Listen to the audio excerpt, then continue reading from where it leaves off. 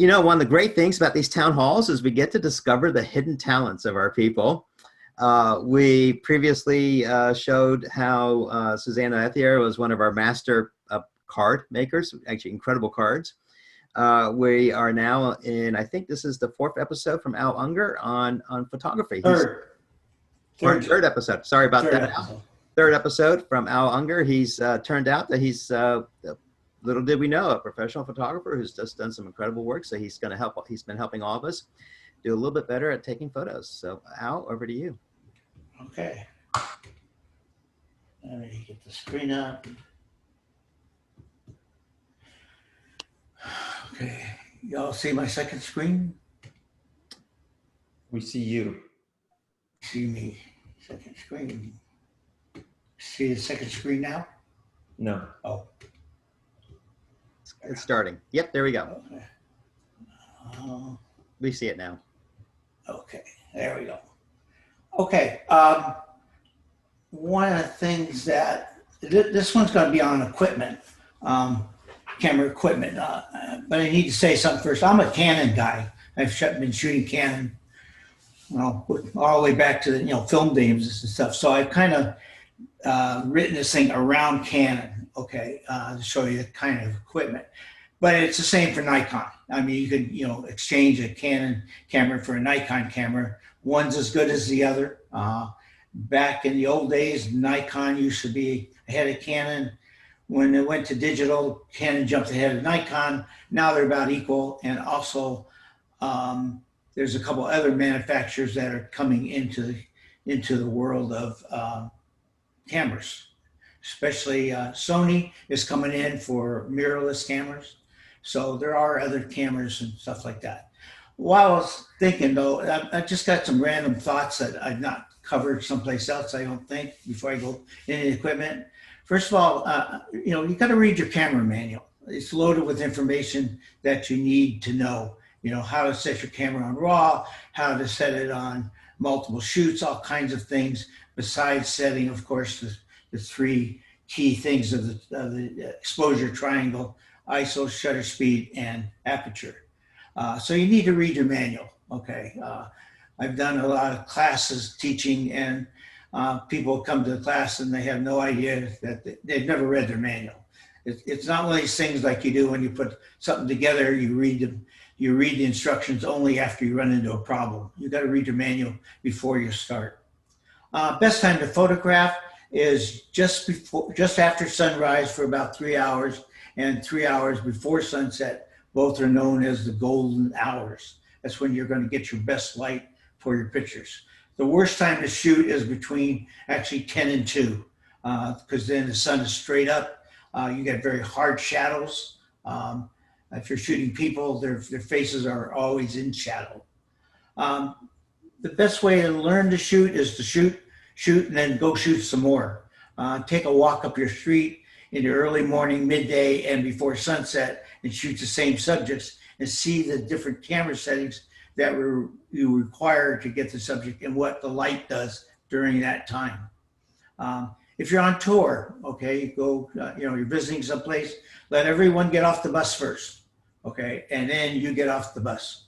And then wherever everybody else went, you go someplace different. Because if there's 20 people on the bus, then 19 of them are taking the same shot, and you would be the one person taking a different shot. So always go somewhere else. Okay, so getting into equipment. So there's various categories. There's point and shoots. As you know, there's many point and shoots out there on the market. I just, put these 3 in there to kind of show you the range. You got a Canon PowerShot that's $119, all the way up to the Sony camera that's $748, and a bunch of things in between. Okay, a bunch of cameras in between. Then of course there's also the smartphone. Whether you have a iPhone or some of the other ones we covered last week, I think. Okay, oops, let me go over here. Then your amateur level DSLRs. Canon has the Canon Rebels, they call it. Here too, they run a range from $549 all the way up to $749. And each one gives you different capabilities. Most of the, at least for on B&H, most of these cameras come in the kit. They'll come with the camera, a couple lenses, and other stuff, you know, cleaning tools and different things. So you can buy it in a kit. So it's a one price get all type thing, or at least get you started. Then your professional level cameras go from a 5D Mark IV, which is around $2,500, all the way up to the Canon 1DX Mark II now, okay, is the latest camera out. I shoot with the 1DX Mark 0, okay? I got the original one. Price hasn't changed. Actually, it's gone down. It cost me about $7,000 for that camera. Now it's selling for around $5,500, as you can see. So the price is coming down. Mirrorless is now the new thing. Mirrorless digital cameras, and you can see they have a wide range too, from the Canon M50 at $579 all the way up to the EOS 5R mirrorless camera, which is $3,900. The R6 and the R5 was just released by Canon about 2 weeks ago. So those, if you went to go buy them, you probably couldn't even get them yet. They're just released. So they're tough to get, but they're very, very capable cameras. The Canon, the 5R shoots like the 1DX, okay? Something like 14 frames a second, that's in RAW. So they're both the fastest cameras on the market, and expensive too. Lenses go all over the place. There's lenses for like the Digital Rebels, the factor, which has a 1.4 factor on it. So there's a different set of lenses for those kind as compared to the full frame professional level cameras. The ones for the like the 1DX, they're cheaper. Okay, what makes the difference and what makes the cost high or low, okay, as the case may be, is what the aperture is. Okay, you can see most of these apertures, the ones you see, like it's an f4, the f5.6, which is the Canon 88-400. Okay, the 88-400 would be the 35 millimeter equivalent or the full frame equivalent. When you get into the more expensive lenses like these, you can see they're all 1.8, 2.8s. That gives you a wide, they're known as fast and pro level cameras, okay, and they're very expensive, but they serve a great purpose. I personally have about 5 lenses.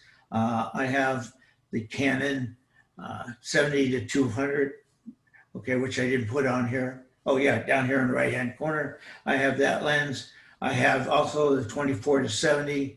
I don't have a 50. I got 100 fixed lens, and I also have a 85 1.8 lens, which is a great portrait lens. Okay, we're here. These are the lenses, also the more expensive lenses for full frame cameras, and you can see if you get up in the up around 400 millimeters or 300 millimeters, or like the one on the bottom at 800 millimeter, $12,000, $13,000. So they get to be a bit expensive. I don't own any of these, okay? I do own the Canon extender, which I use with my 70-200 mostly to turn it into a 480 lens, okay? But these are very expensive. If you go to a football game or baseball game, any of the sports things, you see the big white lenses on those cameras. That's the Canon camera, okay? And that's these lenses that they're using. Most of the professional photographers that shoot sports are all using the 800 millimeter or a 1,000 millimeter lens, okay? If it's a black lens, it's Nikon. That's one way of telling you the difference. There's also other stuff you gotta buy. You need a tripod, you need a camera bag, you need filters, you need remote switches. The filter, your Tiffin filter for $9, that's a protective filter, okay? You put it on your lens so that you don't scratch the lens face, okay? Because you don't want to do that, or hurt the lenses. Just happens to be the last week I dropped one of my lenses. and it busted the filter, but did not affect the face of the lens itself. So it's worth $9 to have it on there. The filter that you really need is the polarizing filter. Okay, and also the other filter it's good to have is the neutral density filter. Back in the old days when you're shooting film and stuff like that, you used to have a red filter and a green filter and a yellow filter for black and white so that you could do that. You no longer need those filters because all in the software you have all those filters that you can go ahead and change your pictures to. So who's that? Anyways, so the only two filters you really need is the neutral density and a polarizing filter. Yeah. Yes. I know that there's gosh, there's so much that we could talk about with photography and whatnot, but we've got another performer coming on, and we need to get that rolling. So if you could. Okay. All right. Well, you can look at these charts. Will all be, of course, with Melissa. She can send it to you. The next slide was just about printers and more printers and the cost information. Just very quickly, I got all this from B&H. B&H also has a deal. If you use their credit card, you pay no tax, no shipping. That's it. Thank you, Al. Thank you. Looking forward to the next presentation. Yep. And so Al's presentation, as well as all these others, are available on our learning management system. And so if you want to grab them, you just get them from right there. But shoot them out to us in terms of if you need the link. Yeah. So we have one more to go next week. So. All right. Thank you, Al.